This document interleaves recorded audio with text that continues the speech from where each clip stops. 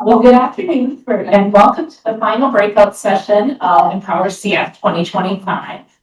I'm Sara Carlson with the Willmar Area Community Foundation, and my colleagues and I are going to be presenting some stories. This is really a story sharing conversation about how 4 separate community foundations in Greater Minnesota are all working with units of local government. And we are defining units of local government as primarily cities, counties, townships, or those kinds of elected bodies.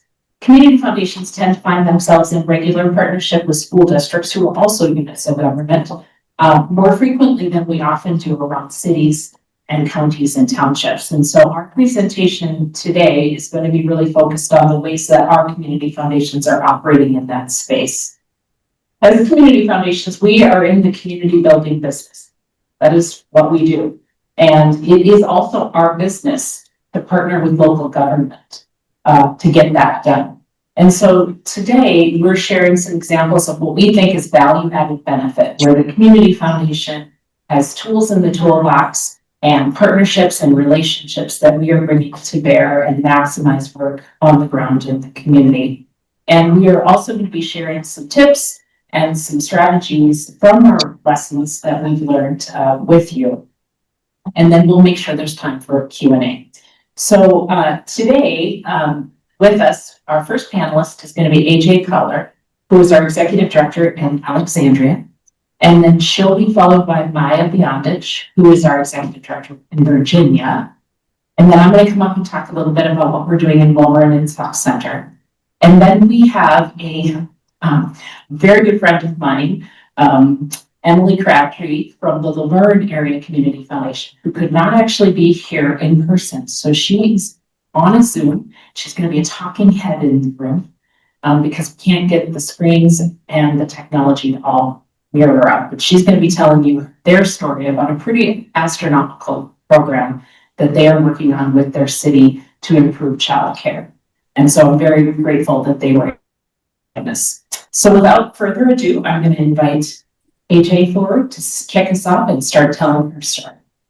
Thank you, Sara. I'm excited to be here today. As Sara said, I'm AJ Koewler, the Executive Director of the Alexandria Foundation. I've been fortunate to be in this role for about 3 years.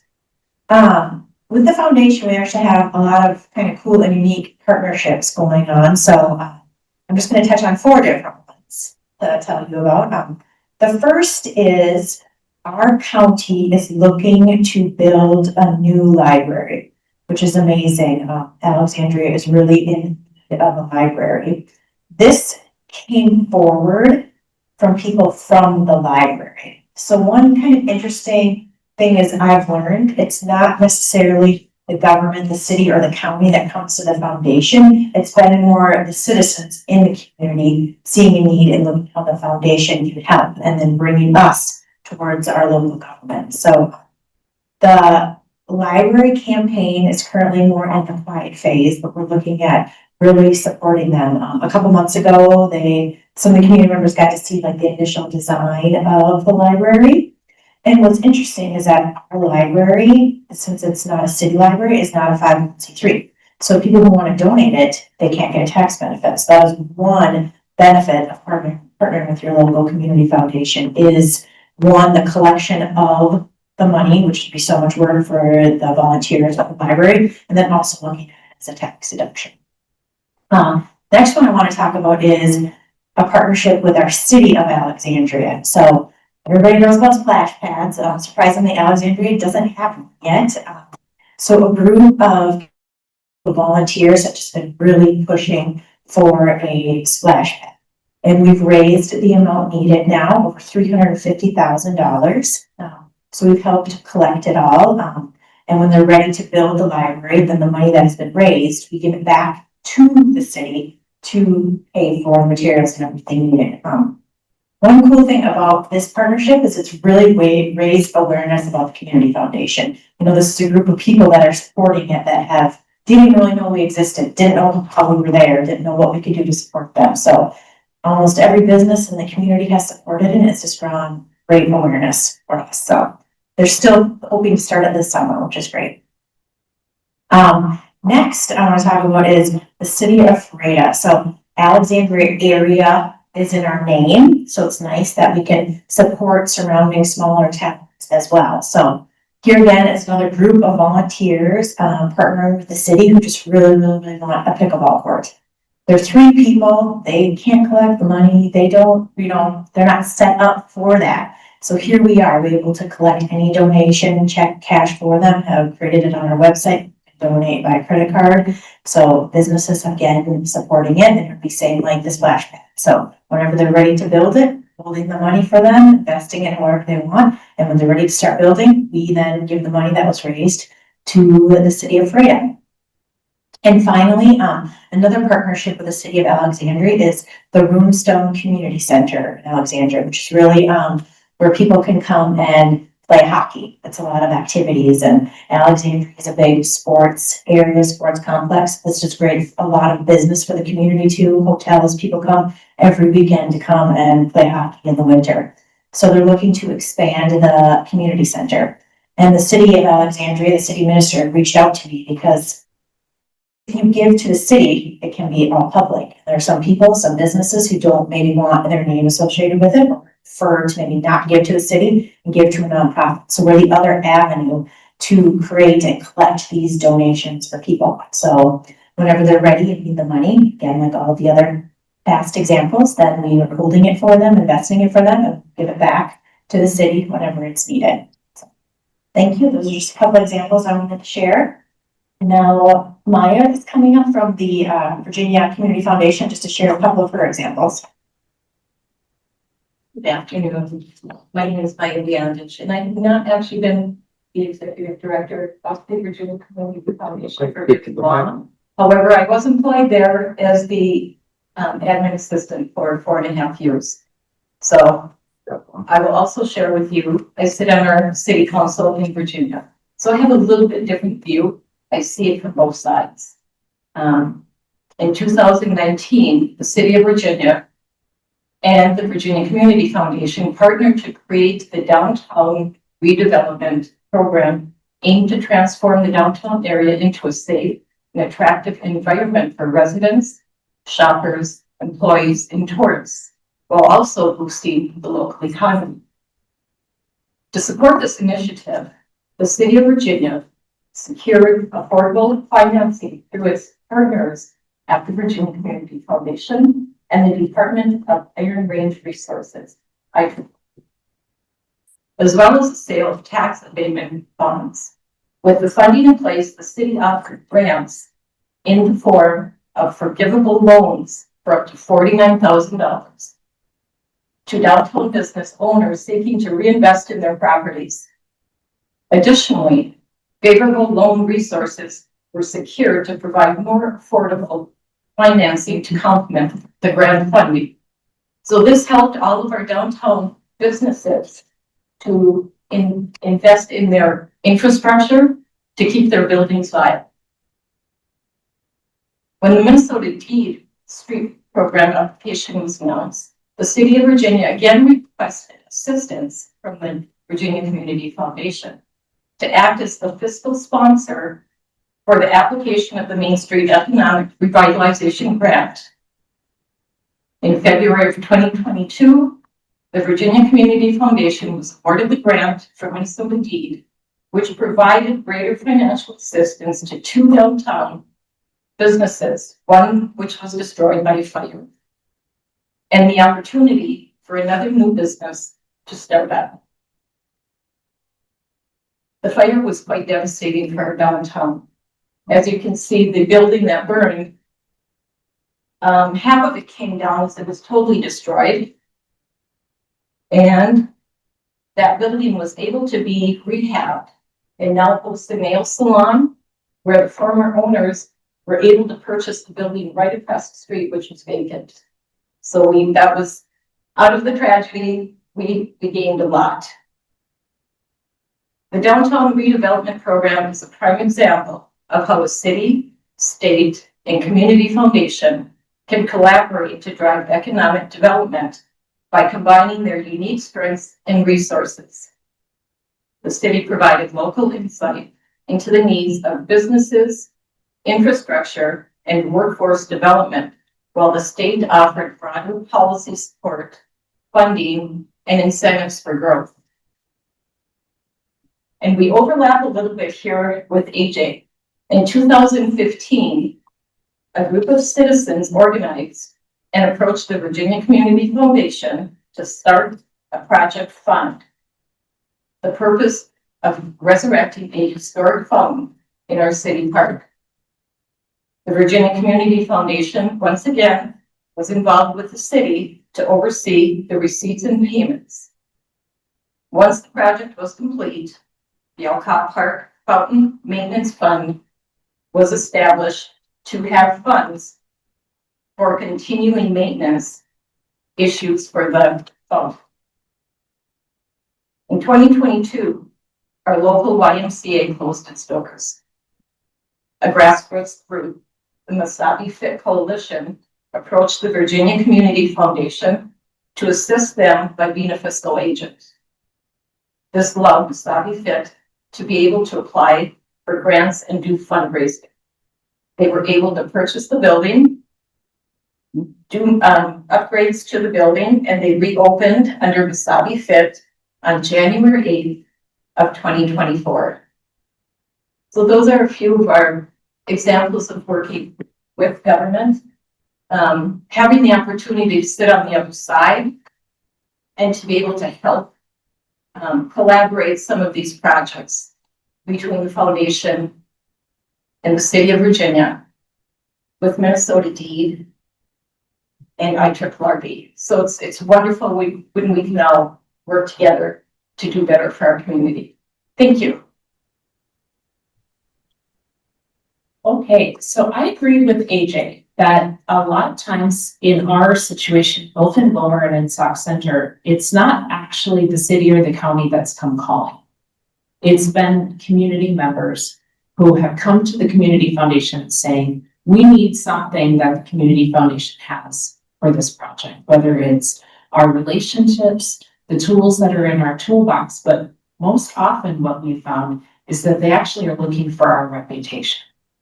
And I don't know if you ever experienced this, but sometimes donors are reluctant to make a check, a charitable gift to a city or a county.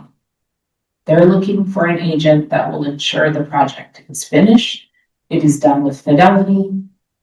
The city and the county can give that charitable gift deduction. They can do that. They don't really need us for that. But what they are looking for is for us to be the reputational back on different things. And we saw this for the first time. I've been at the Community Foundation since 2013, and I saw it for the first time in 2016, when we knew nothing about disaster recovery or disaster philanthropy.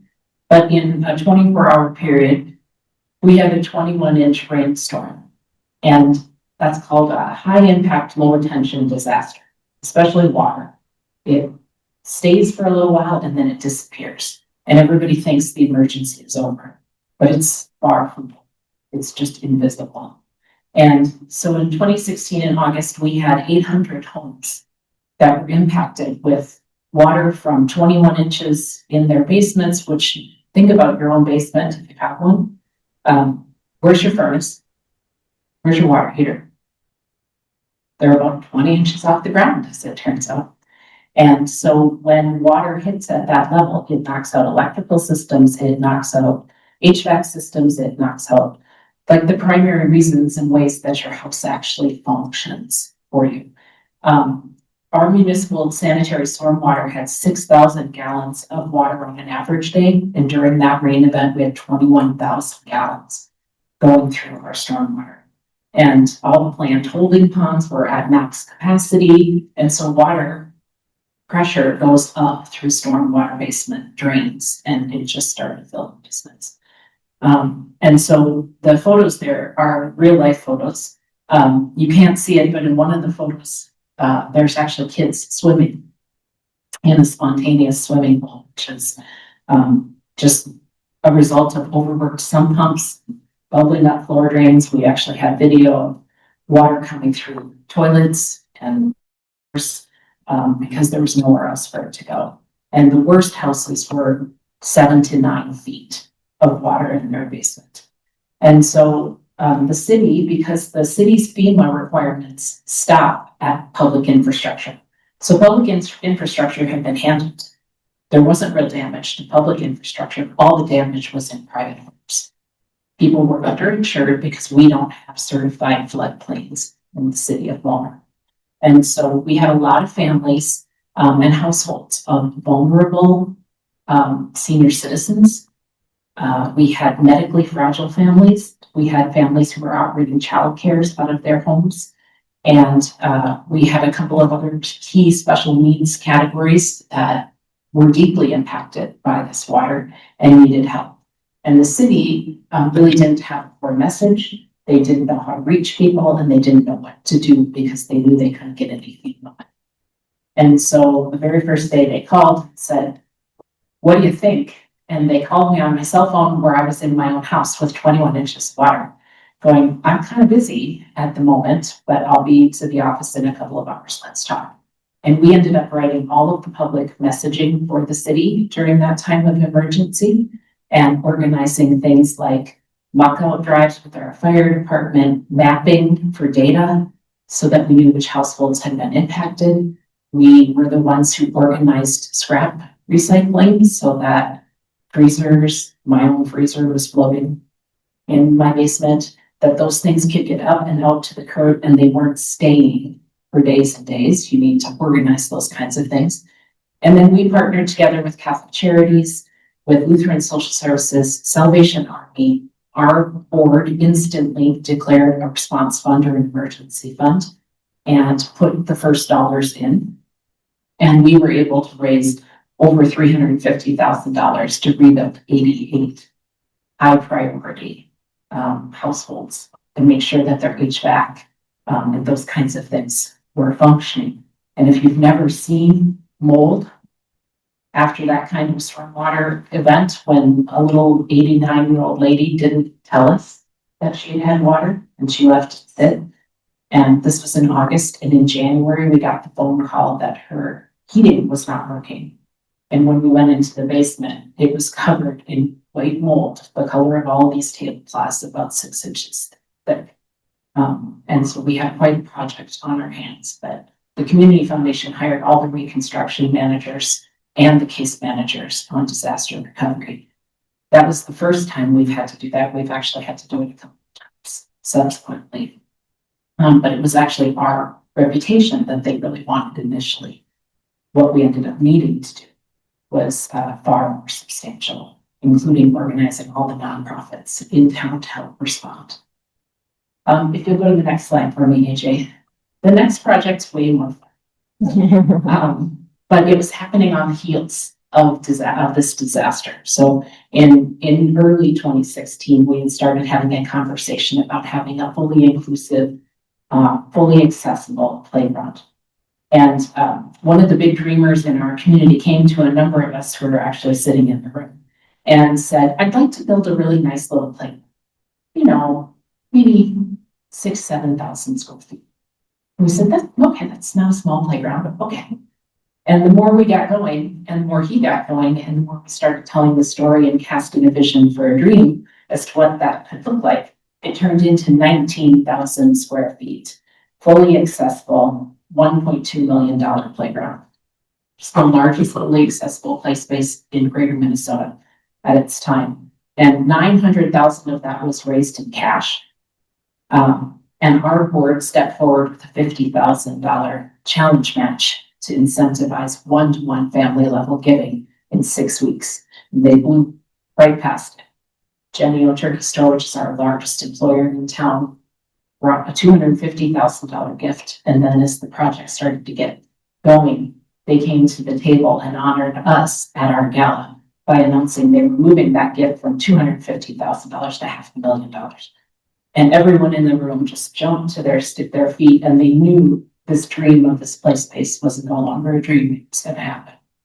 And it was about a year from start to finish before we were standing on that playground for our children. We were the fiscal host, so we held all of the charitable gifts. We helped lead all of the fundraising work, and we served on the executive team and the board. Our board actually took a whole day and helped build playground, because this is a community design, community build play space. So 3,792 people built that playground over 10 days in May of 2017. And if you'll switch to the next slide, AJ, you'll get a chance to see some of them. Willmar is a very diverse community. At last count, 36 different languages are spoken in our schools. So we're within the top 10 most diverse communities and school districts in the state. And so to tackle a project like this, we let our kids dream, and they got to design what they wanted on their playground. Then we figured out how to get it from Australia, Andrew, where else? Great Britain. We knew nothing about imports or how to get it through customs. We learned on the fly, and we got everything there. And we have 1,600 of those pickets that are in that bottom middle that are all engraved. Every single one of those pickets was a sold donation to put that picket on the playground. And in that playground build in May, we had a heat advisory, snow and sleet, pouring rain. We had it was Minnesota spring in 10 days. But at the end of it, we stood there on that playground realizing this was a legacy project. This is probably the biggest project I think I'll do in my career. And I'll be able to look back at that and say, look what we did for the community, and we did it together. And the inscription on that green donor wall, after it lists all the key leaders on the playground project, all the donors who helped us make the project possible, it says, we set out to build a playground, and what we ended up building was community.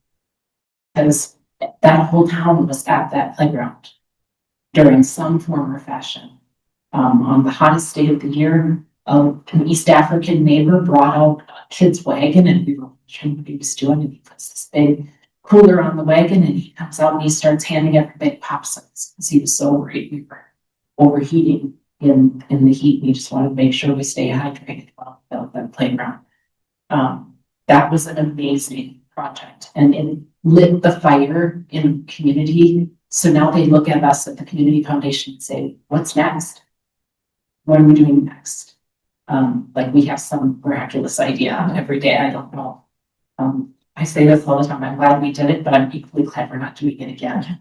It's a lot of work, and it was an amazing reputational raiser for us as a community foundation. The next slide is a similar project. This is in our Sauk Center Area Community Foundation. They wanted a obstacle course challenge, like Ninja Warrior style park. And the city was amenable to the idea, but they had no intentions to raise the money or do anything. They said, you could probably build it in this park if you really wanted to, but call us when it's pretty basically ready to be done.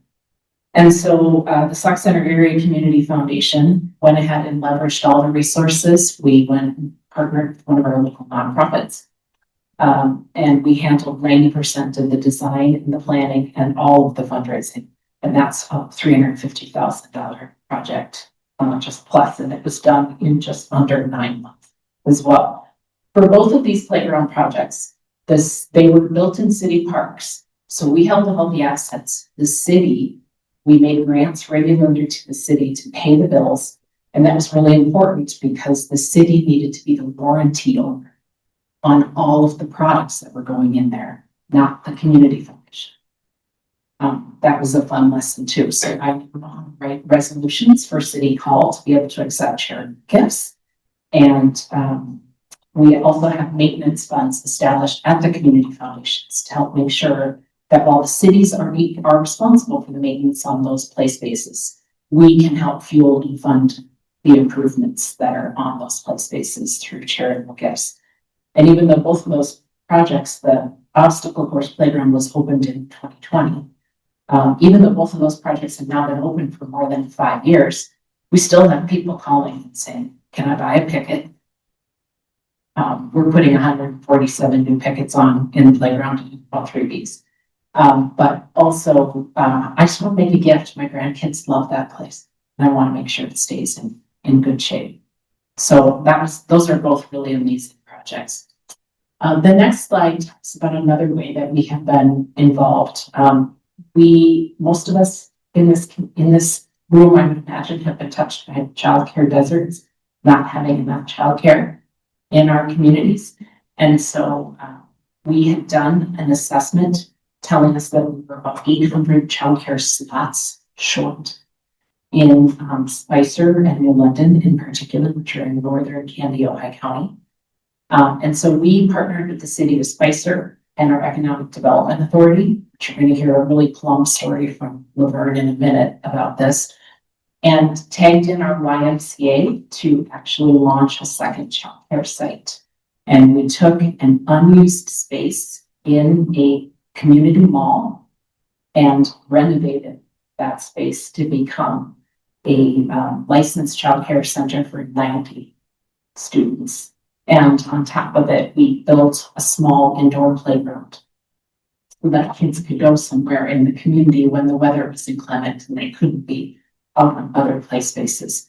And that was $675,000 that mostly came through us or the YMCA. But the city was a huge partner in that project because they had to get all the infrastructure. That mall was not fire suppression ready.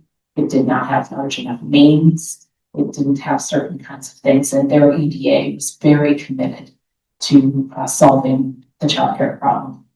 So they played their part, we played our part, Dubai did its part, and that center is operational right now. Next slide. These are a few of the other things that we're working on that are in city and county partnerships, like primarily in Willmar. So that playground, the Willmar Destination Playground, is on Robbins Island, which is a large regional park in the community. And our Rotary Club has been doing a summer concert series for 7 or 8 years. Don't tell them I don't know how long. I am a bad Rotarian to not know that answer, but we've been doing it a while. And we're trying to build a permanent amphitheater. And so we are holding the charter fund. The city is pursuing parks and trails money to help build that playground. And the Rotary is helping to do the PR, and their proceeds from our summer concert series are going to be the 3-legged stool to get that amphitheater built. And we will break ground this fall on the amphitheater with the goal that the amphitheater's first phase will be ready for next year's concert series. Right now, that's about a $2.4 million project. Our county also came and asked us to hold a fund for them relative to special needs. And so persons with special needs have been a big subpopulation in Willmar for a long time.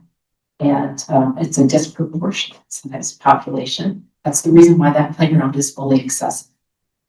And we have it all built for adults. We have the only wheelchair swing in greater Minnesota. So a lot of our group home residents go out and swing on the playground. And for many of them, as adults, it was the first time they had swung on a swing in the playground. So one of our DACs had closed, and in their bylaws, all of their assets reverted to Candy-Ojai County. And they had no idea what to do with them. So they held them for 3 years, and then they called us and said, "We don't know what we're doing. Could you come and help us?" And today we have a $500,000 fund for persons with special needs and are getting ready to open a grant round and potentially do the next project with them, which is a family resource center co-funded by this county, the Sara Family Foundation, and probably the Community Foundation. We get invited to a lot of tables, and a lot of work that we do in that community building space is around leadership. And so we have pulled and propel the housing studies forward. We're the convener of the Housing Coalition.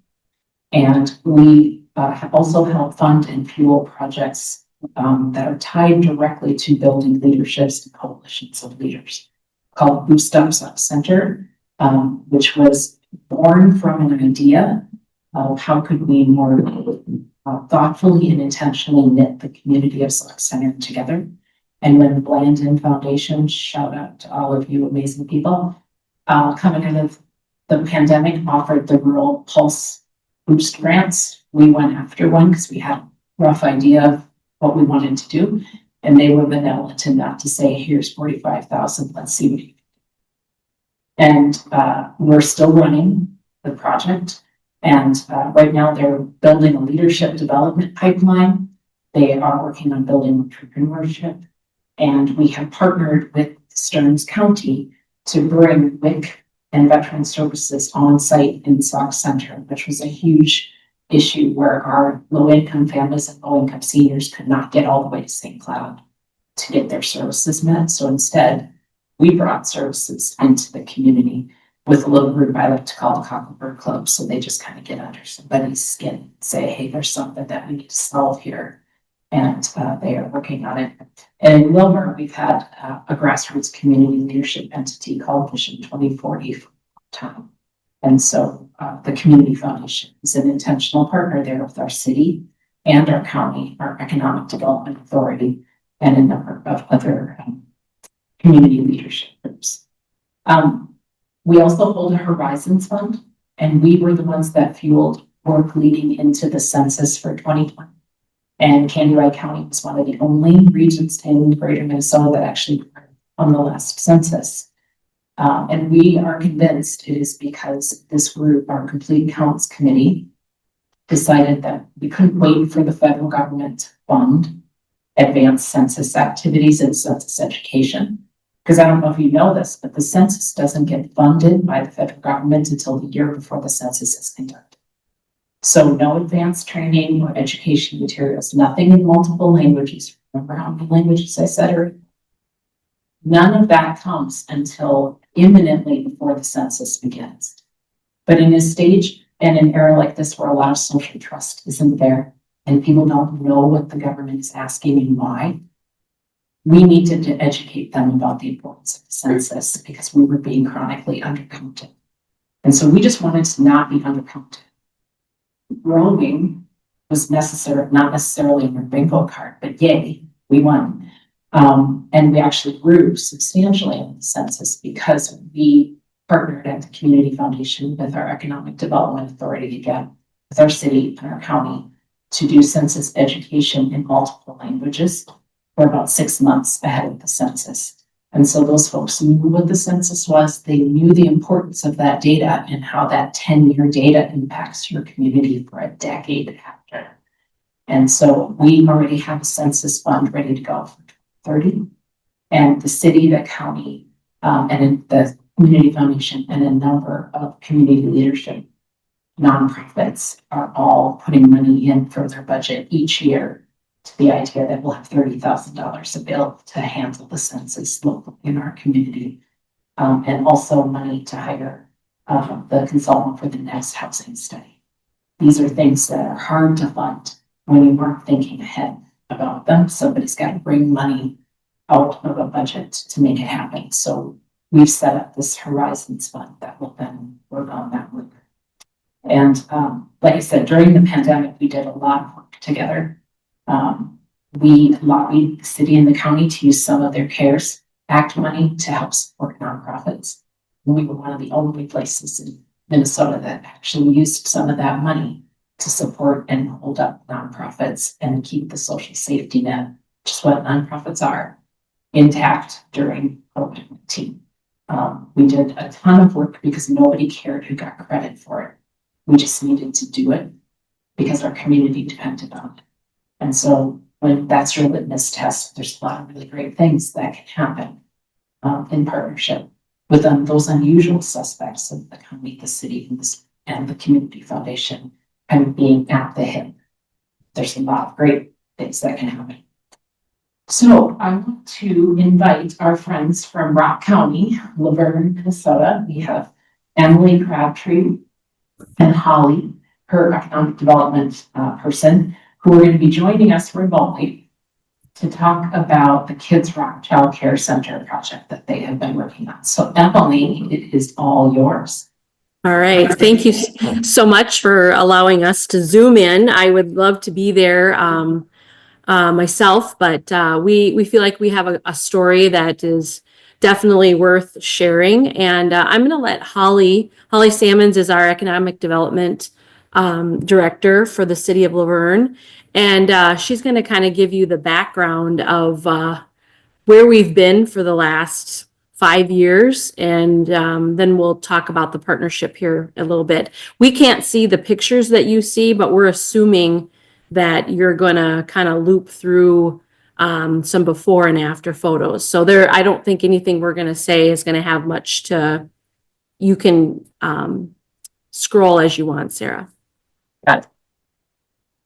Okay, great. Well, hi, I'm Holly. I'm the Economic Development Director for the City of Luverne. I've worked for the city for about 13 years. And yeah, this childcare crisis, this childcare shortage has been kind of at the top of our list for the last decade. What we really saw happening was people asking about childcare, the shortage, can't find childcare. The people that came in my office would be those young professionals, those young women who had a passion and wanted to start a center. I probably had 5 or 6 different individuals wanting to start a center in Luverne. We have a population of 5,000 in Luverne, 10,000 in Rock County, and to date, we've never had a center operational in our county. So we've only ever been served exclusively by all in-home providers. And they're great and they're wonderful. I had an in-home provider for my own family for a good decade. But we got to the point where our workforce needed more options, not just in quantity, but in services as well. We saw a big change in dynamic in the in-home childcare provider world of, closing at 6:30 a.m. because your own child is sick. The not working on Fridays, not having Friday daycare in the summer, closing at 3:30 or 4 o'clock because they're self-employed and they have their own children that they need to see sporting events. So we just saw it as affecting our workforce, that they can't find consistent, reliable childcare that typically a center offers. So I think this is kind of resurrected every decade for the last 3-4 decades in Luverne. And it's not a get rich quick or quick and easy business plan to throw together. And so we were kind of challenged by our community to, what are you doing about this childcare crisis? We kind of sat back and said, yeah, it's definitely a problem. We just need a project champion. Well, after we saw 4, 5, 6 of those project champions come through my office, none of them could make it work. None of them could find the right building. None of them could write. It all came down to basically the financials. None of them could get bank financing to buy a building. None of them could get bank financing to remodel a building. The business plan was just too thin for the average private entrepreneur to take on something large like a center. The other thing that's unique is that we didn't have any other centers that were already existing or open. So that's what kind of opened the door for the city stepping forward, saying, what can we do? If the upfront initial capital construction costs are the barrier, how can the city hear the problem, set the table for a problem, be part of the solution? But let's be honest, nobody wants the city to own and operate a childcare center. So we had to kind of know where our role was. And we did feel our role was to set the table, to look for a facility and a location and kind of address that initial barrier to entry, which is that capital investment. And so the city's vision was to acquire a piece of property, whether it's new construction or remodel, and set the table for a private entity to come in and operate a child care center out of that building. We kind of piggybacked on a few of our other models. Our Palace Theater is a city-owned building. It's a historic building, a very expensive building, but a local nonprofit group operates out of that building. Same with our ice arena. The city owns the facility and the building, sees the economic impact it has on our community, but a private nonprofit operates the hockey association to offer hockey and all that with the families and the sports.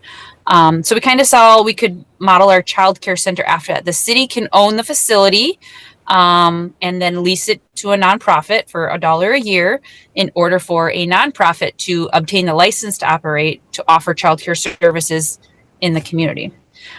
So once we had enough entrepreneurs interested in it, we had enough local business people passionate about it. We had businesses, kind of screaming at us, what are you going to do? We've had community meetings. Ultimately, what we decided was we had a handful of project champions who were willing to put together a nonprofit.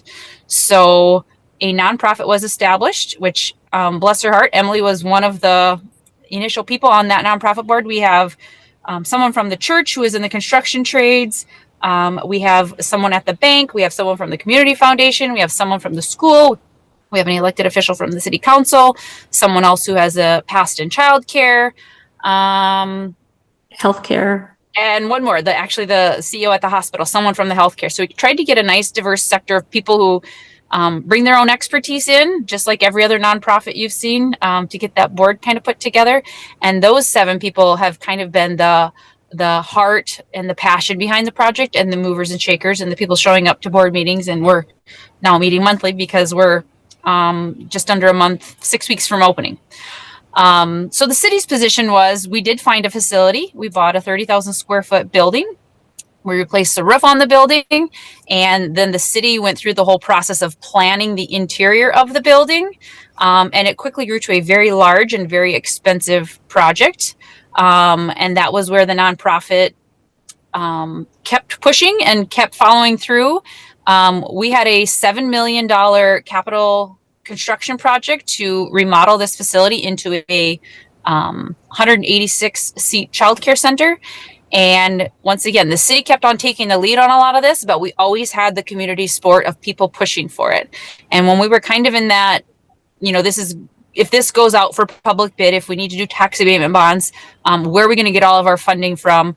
Kind of the big trigger point was when we knew we were at about a $6.5 million project. We did get earmark from Senator Tina Smith and Senator Klobuchar for a $2.6 million federal USDA grant.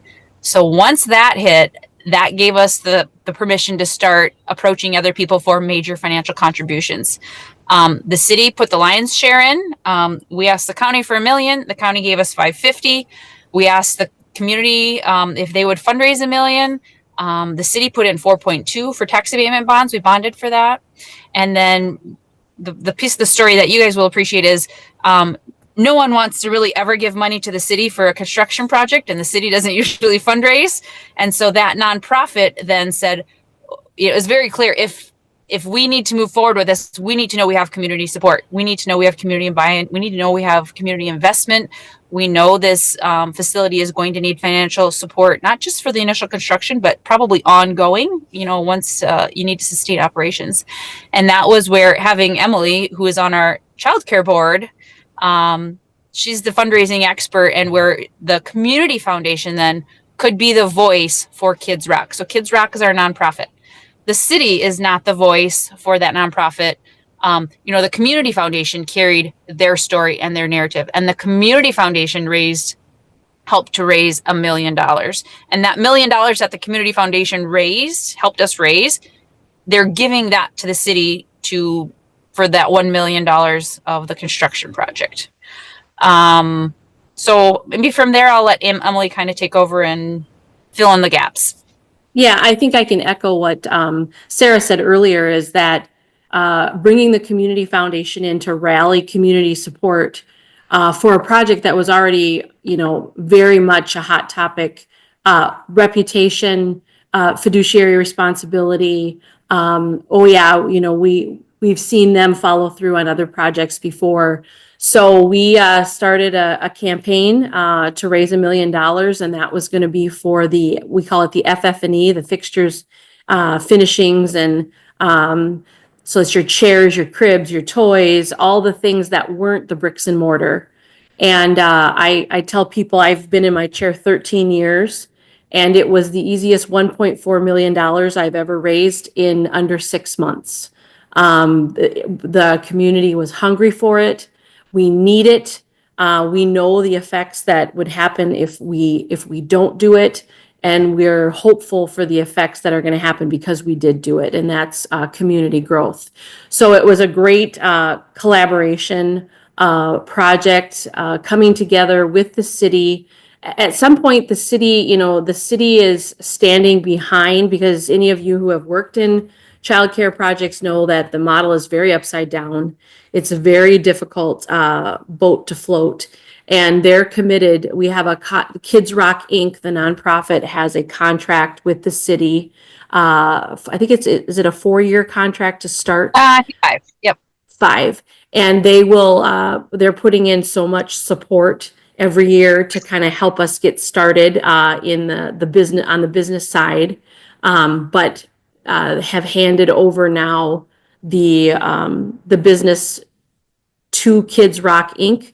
And we hired the executive director and the assistant director, and now we're in the process of finishing our staff and taking our little kids and their families on tours and getting them registered. And it has been a very fulfilling, very grueling process with a lot of amazing local leader champions, people who are willing to take a risk. We have ridden a lot of criticism from those who think it will fail, and we have just kept on. And we've had some nice visits from people who are the comments are is this is the future of childcare. This is the model people are going to need to look at, because you can't do it as an independent person. The costs are just too high. And to be able to go into this on June 2nd without a bricks and mortar mortgage payment is what's going to allow us to be successful in this. Just fun facts, we put the first feelers out after establishing ourselves, getting the models out, showing people what we were going to be offering. And within the first, 5 days, we had 155 kid units on a waiting list to want to come and see. And to date, we're in the process of getting, we're at about 80%, 85% of those that come through are leaving their down payment on the way out.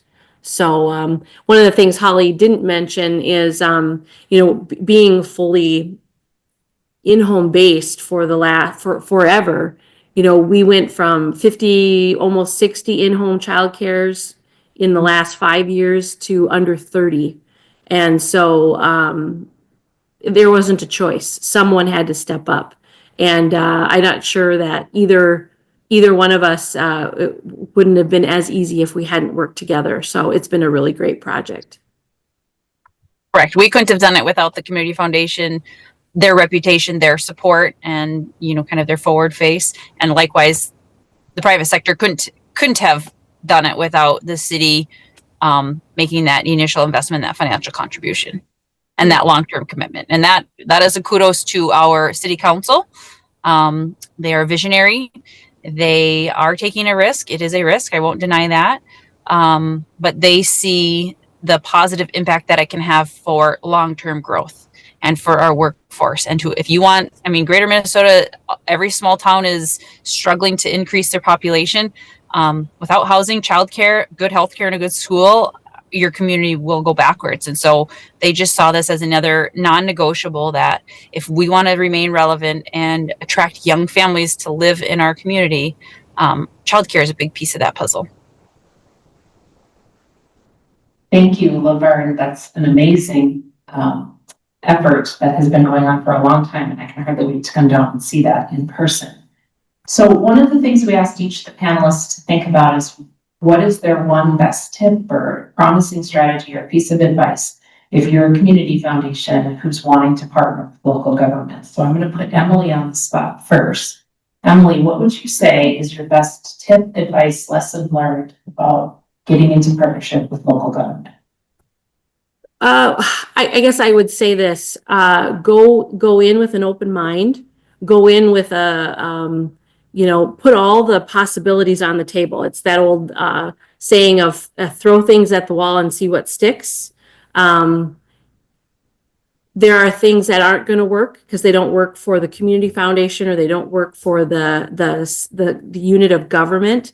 And there are things that do well, and then allow each of those collaborative partners to do what they do best.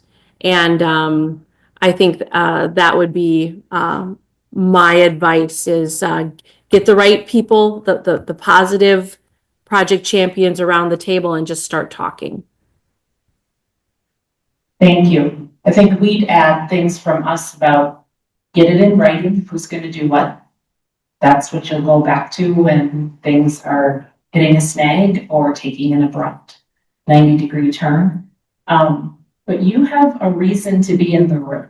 So don't wait for city and county and townships to call you. Go get to know those leaders and make sure that they know what tools you have in your toolbox. Because they're in meetings and in conversations about things that we don't know about every day. But if they know what we can do, they will know when to come and get us. And they will start to become your biggest fans, to be truthful. So I'm going to have Maija and AJ both come up to share their one tip, and then we're ready for questions. We have about 5 minutes to do that. So if you have a question, raise your hand, and Amy will come to you right away while the gals are sharing their one tip. Thank you, Sarah. I'll be really brief. I've kind of already mentioned this before, and Sarah mentioned that it's not necessarily the city, county coming to you. It's the citizens of the community that have an idea, and you kind of help and support and back them, and then you kind of go to the city together so that you can show what you can do. So again, it's really, at least in my experience, it's been the members of the community coming to the foundation. And I would agree with that. We have had some situations where, as a council, we sit back and we know what is needed, but we also know where to go for help, which is the community foundation and having that partnership. So it's sitting down, talking. Sometimes our conversations get very long, and we're throwing ideas out on the table, and they may sound ridiculous, but eventually we can all come together and something great comes out of it. Thank you.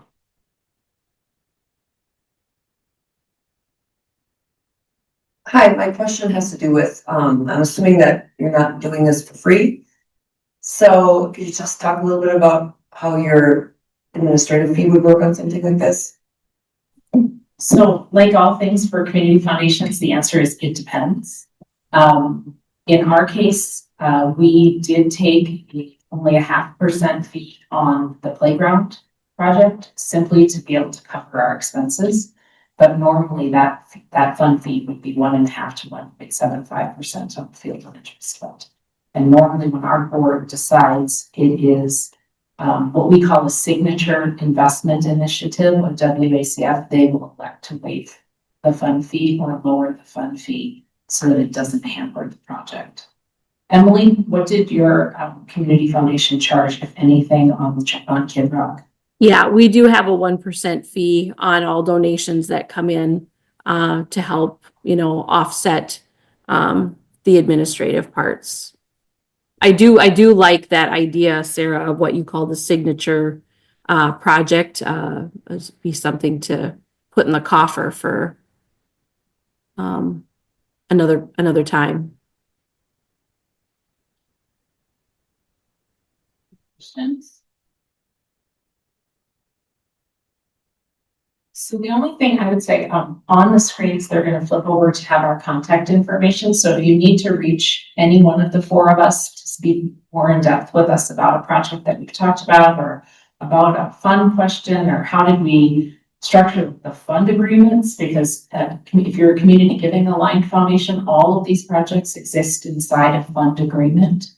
And the fund is set up to do that work. So we'd be happy to answer questions with you about those things, or get you in touch with other people in our respective communities who could speak with their counterparts in your community or in your county about that. Get into the pool with your community foundation. Water's here's warm and inviting, and we often try and make things pretty easy for our partners. So if we can give assistance, and I'm confident that the same is in there for Holly and Emily, that they would be happy to answer any questions for you as well. So if there are no other questions, we will hang out here for a little bit. If you want to come talk to us directly, that would be just fine. Otherwise, we are Johnny on the spot, right on time. And I want to thank you for staying. To be truthful, we thought the room was going to be empty. So good on you for staying. And we really do appreciate your attendance at EmpowerCF, and particularly for staying with us to learn about how we can partner with local government.